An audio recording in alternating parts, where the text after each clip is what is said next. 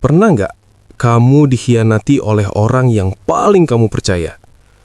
Bukan musuh, bukan orang asing, tapi justru orang yang tahu semua rahasiamu dan tetap memilih menusukmu dari belakang. Dan yang lebih menyakitkan, pengkhianatan itu sering datang saat kamu sedang paling tulus. Tapi, tunggu dulu. Yang paling berbahaya dari pengkhianatan bukan lukanya, melainkan apa yang ia ubah di dalam dirimu. Karena setelah itu, kamu mungkin tidak akan pernah percaya dengan cara yang sama lagi. Pengkhianatan bukan cuma soal diselingkuhi, bukan cuma soal dibohongi.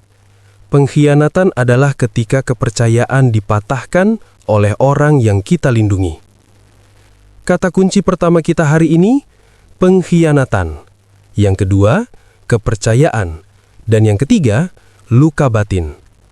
Pengkhianatan selalu meninggalkan luka batin, karena kepercayaan itu tidak dibangun dalam sehari. Ia dibangun dari obrolan kecil, dari kebiasaan, dari keyakinan bahwa orang ini aman. Dan ketika itu runtuh, bukan cuma hubungan yang hancur, tapi cara kita melihat manusia.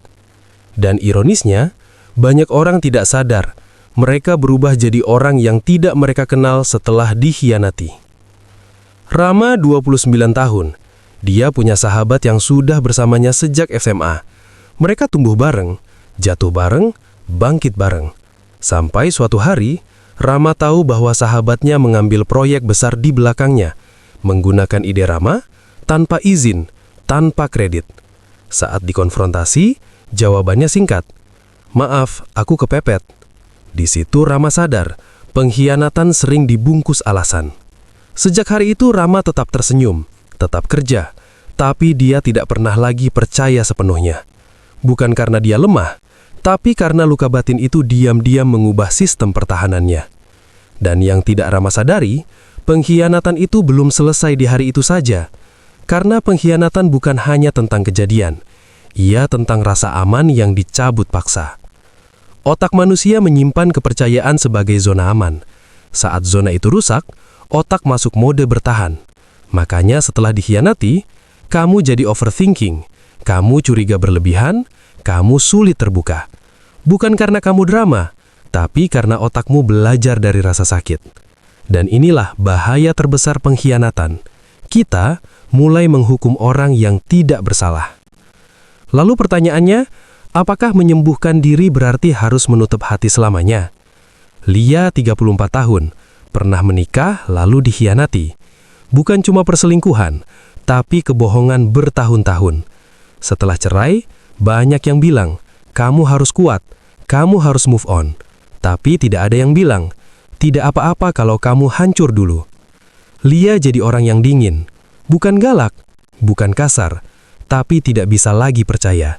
Sampai suatu hari, dia berkata pelan, "Aku rindu jadi diriku yang dulu, yang percaya tanpa takut." Disitulah Lia sadar, pengkhianatan tidak boleh mengambil identitas dirinya.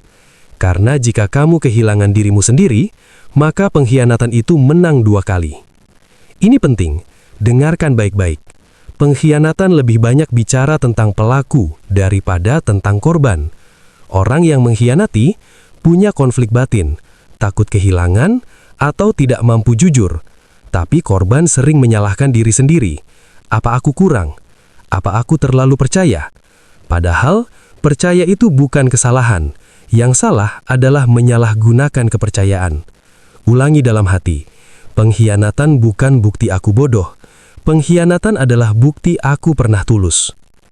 Bukan solusi instan, bukan motivasi palsu. Ini mitra solusi yang realistis.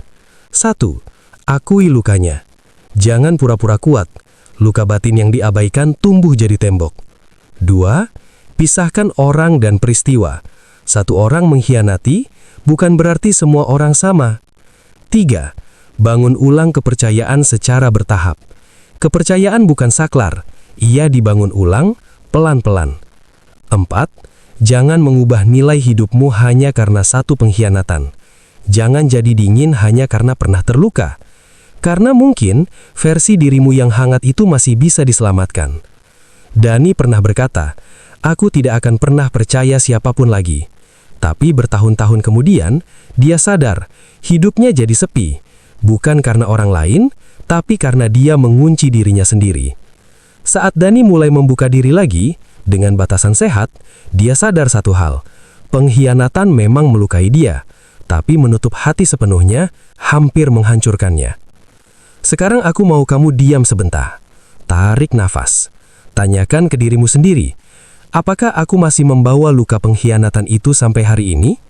Apakah aku sedang melindungi diri, atau justru menyakiti diriku sendiri? Ingat, kamu tidak harus kembali jadi orang yang sama, tapi kamu juga tidak perlu jadi versi yang pahit. Pengkhianatan memang mengubah kita, itu fakta. Tapi biarkan ia mengubahmu jadi lebih bijak, bukan lebih keras. Lebih sadar, bukan lebih tertutup. Karena pada akhirnya, kepercayaan adalah risiko, tapi hidup tanpa kepercayaan adalah penjara yang sunyi. Dan mungkin, keberanian terbesarmu bukan melupakan pengkhianatan, melainkan tetap memilih jadi manusia yang utuh.